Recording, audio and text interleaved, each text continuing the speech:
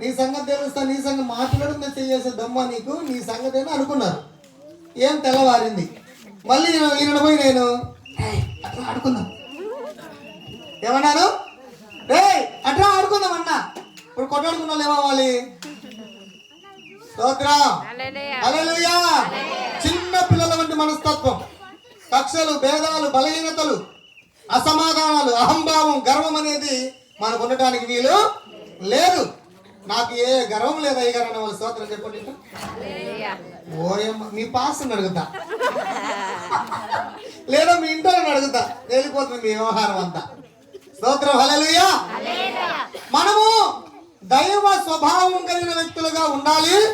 మనము దేవుని యొక్క గుణగణాలను అవలంబించే వారిగా, అనుసరించే వారిగా, అమలు పరిచే వారిగా ఉన్నప్పుడే దేవుడు సంతోషపడతాడు. భూమి మీద అనేక మందిని ప్రభు వైపు మనం తిప్పగలం. ఆమేన్, హల్లెలూయా.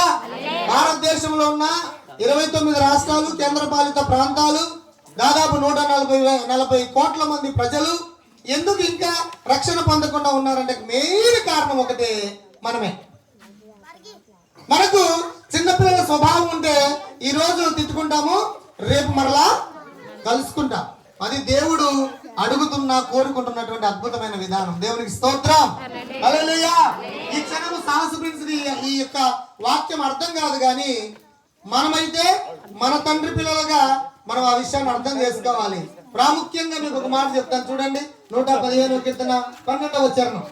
యెహోవా మమ్మను మర్చిపోలేదు, యెహోవా మమ్మను మర్చిపోలేదు.